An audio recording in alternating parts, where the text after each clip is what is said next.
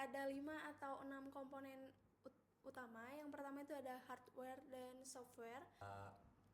Kasir, apa namanya, sistem pembayaran kasir. Jadi ada data mentahnya itu stok barang baru. Jadi Kamala tidak harus di situ, tapi Kamala udah bisa nih update data-datanya semuanya gitu. Perusahaan. Jadi Kamala itu bisa mengambil keputusan lebih cepat dan lebih tepat. Jadi kalau misalnya ada sesuatu komplain or anything, kamu bisa ngambil keputusannya itu secara cepat.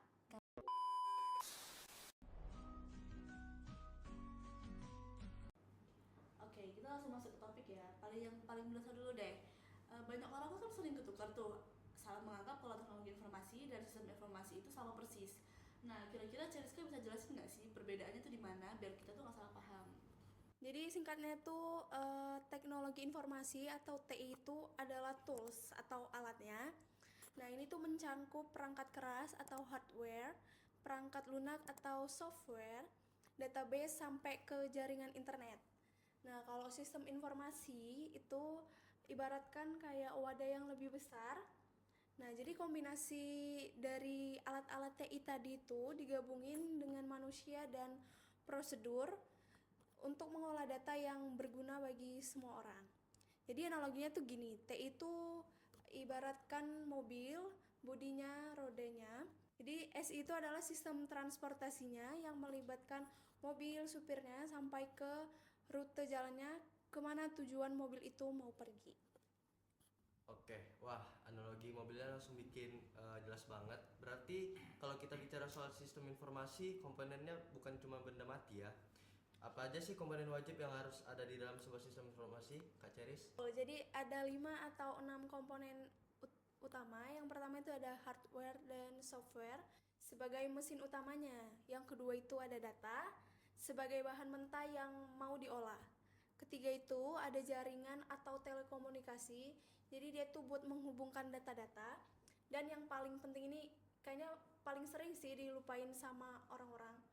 Nah, manusia dan prosedur. Jadi tanpa adanya manusia yang menjalankan dan mengolah prosedur atau aturan yang jelas, teknologi secanggih apapun itu gak akan menghasilkan keputusan bisnis yang tepat. Menarik banget nih jawabannya. Jadi intinya, teknologi itu butuh manusia dan proses bisnis. Sekarang kita geser nih ke yang kedua, yaitu Kak Yoel. Tadi kan disebutin tuh kalau tugas SI itu mengolah data dari informasi. Boleh contohin nggak sih siklus pengolahan data ini di dunia nyata atau dunia bisnis itu kayak gimana? Oke, jadi implementasi nyata langsung di lapangan ya. Jadi tadi kan udah dijelaskan sama Seriska juga, kalau SI itu sistemnya, jadi kita ngumpulin, jadi ada data mentah, terus kita ngelola data mentahnya, terus data mentahnya itu bisa kita sajikan. Nah, jadi contohnya di lapangan, misal kita ambil kasus yang simple aja kayak kasir, apa namanya, sistem pembayaran kasir. Jadi ada data mentahnya itu stok barang baru data barang yang sudah laku itu kan diproses tuh. Jadi ada stok barang yang ready, contohnya ada 10 kopi laku 2. Jadi dari data mentah 10 kopi ini laku 2, kita kelola, kita olah datanya. Jadi dari 10 kopi itu kan kurang 2 jadi 8 tuh. Nah, jadi hasil dari pengurangan itulah yang ditampilkan di stok kasirnya. Begitu juga untuk harganya. Jadi sistem informasi yang ada di lapangan itu contohnya seperti kasir tadi. Nah, kalau untuk teknologinya kita bisa pakai banyak hal. Contohnya sistem kasir mungkin komputer boleh, apalagi kalau zaman sekarang kan udah lebih mobile ya. Ada tablet, ada juga handphone begitu. Luar biasa banget jawabannya, terima kasih Kak Yoel. Oke, terus telur banget ya ternyata sistem informasi ini. Sekarang kita beralih nih ke narasumber ketiga, yaitu Kak Diva. Kalau kita lihat dari kacamata bisnis nih Kak Diva, apalagi di era perdagangan global sekarang, seberapa strategis sih peran sistem informasi dan teknologi informasi ini? Apa cuman biar kerjaan kantor lebih cepat atau ada yang lain? Sebenarnya kalau cuman untuk mempercepat pekerjaan di kantor lebih luas ya SI dan TI ini. kalau kita melihat dari sudut pandang bisnis internasional, peran sistem informasi dan teknologi informasi saat ini sangat strategis. SI dan TI bukan hanya membantu pekerjaan menjadi lebih cepat. Kenapa? Agak langsung trouble gitu ya di aku. Habis baterai. Kalau kita melihat dari sudut pandang bisnis internasional, peran sistem informasi dan teknologi informasi saat ini sangat strategis.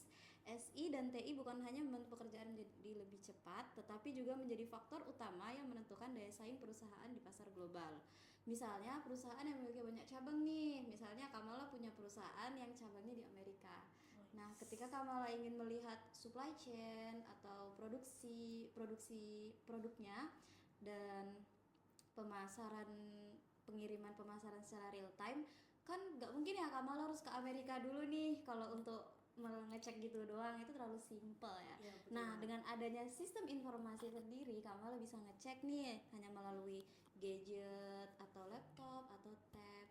Dari situ aja, cukup dari situ. Secara real time. Jadi Kamala tidak harus di situ, tapi Kamala udah bisa nih update data-datanya semuanya gitu. Jadi Kamala itu bisa mengambil keputusan lebih cepat dan lebih tepat.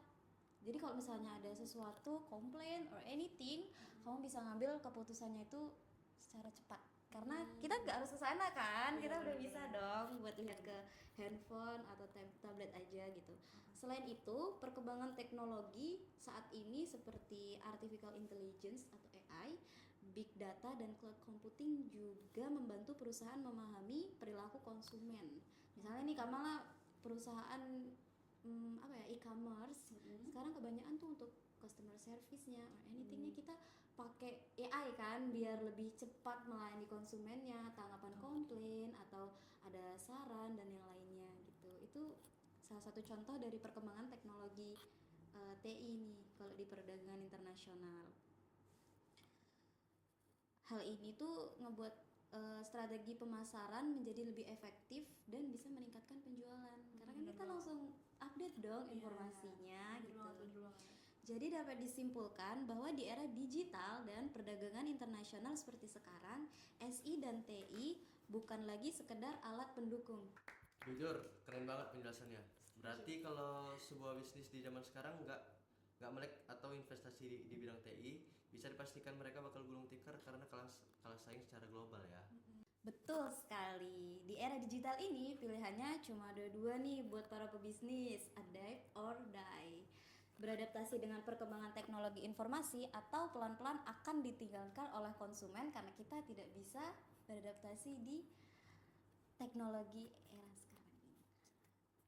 Wah, nggak terasa ya, obrolan tadi seru banget. Oke, dan yang kita bahas semua isinya daging semua ya guys. Jadi kesimpulan podcast kita hari ini adalah teknologi informasi dan sistem informasi itu adalah kesatuan yang nggak bisa dipisahkan dari strategi bisnis internasional.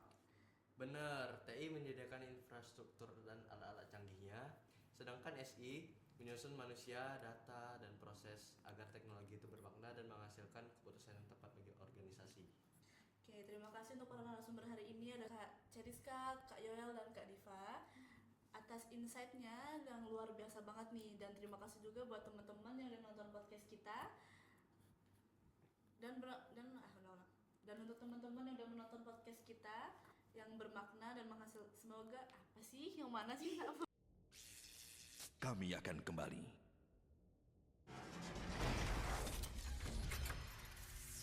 Aku datang udah rekam. Aku datang. Kau nggak lihat? Menurutku aja, aku udah bilang tadi aku nggak nampak. Itu loh layar itu. Iya, nggak nampak kacamata aku nggak jelas. Halo semuanya, selamat datang di SIT Talk, wadah santai buat kita membahas dunia teknologi dan dunia bisnis. Bersama saya Kamala dan partner saya. Dan saya Iksan, senang banget hari ini kita kedatangan narasumber dari Teba bisa nemenin kalian selama